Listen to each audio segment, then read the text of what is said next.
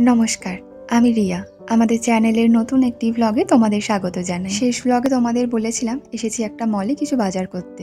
এখন সেখানেই আছি, যাব কিছু সবজিপাতি কিনতে। তার আগে একটু এই হট ফুডের দিকটাই ঘুরে গেলাম। এখানে বিভিন্ন রকমের খাবার দাবার পাওয়া যায়, সঙ্গে আমাদের দেশের ভালো মিষ্টিও পাওয়া যায়। এইসব বিভিন্ন রকমের খাবার দাবার তো এখানে পাওয়াই যায়, তাছাড়াও এমন কোনো ফল বা শাকসবজি নেই যা তুমি এখানে খুঁজে পাবে না। এই যে এত রং বেরঙের ফল ও ফ্রেশ শাকসবজি এখানে পাওয়া যায়, এর অধিকাংশটাই বিভিন্ন দেশ থেকে নিয়ে আসা।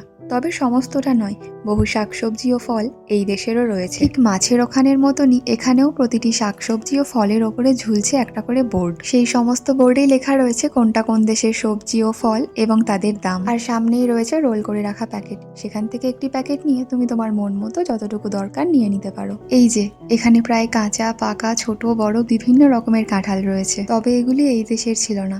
একটি বোর্ডে লক্ষ্য করে দেখলাম লেখা রয়েছে মেক্সিকো থেকে নিয়ে আসা। এই কাঁঠালগুলির দাম দেখে একটু চমকেই গেছিলাম। 1 কেজি কাঁঠালের দাম এখানে আমাদের ভারতীয় টাকার 600 টাকা।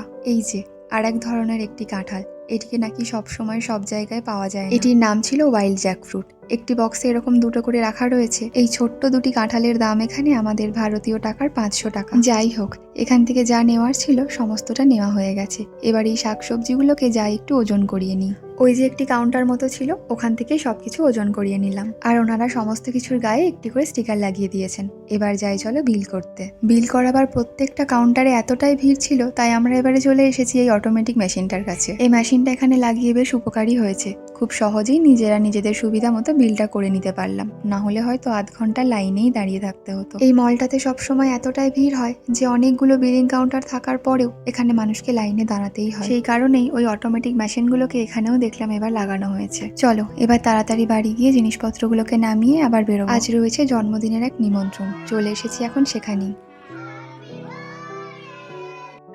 বার্থডে বয়ের সঙ্গে তো দেখা হলো, আর এই যে ছিল তার জন্মদিনের স্পেশাল ডিনারের এত আয়োজন। খাবারের মেনুতে তো ছিল অনেক কিছু, আর প্রত্যেকটা রান্নাই হয়েছিল খুবই ভালো। ঘোরাঘুরি কেনাকাটি জন্মদিন সমস্ত কিছু নিয়েই আজকের দিনটা খুব ভালোই গেল। এই ব্লগটা তাহলে এখানেই শেষ করছি। দেখা হবে পরের কোনো ব্লগে। সবাই সুস্থ থেকো, ভালো থেকো।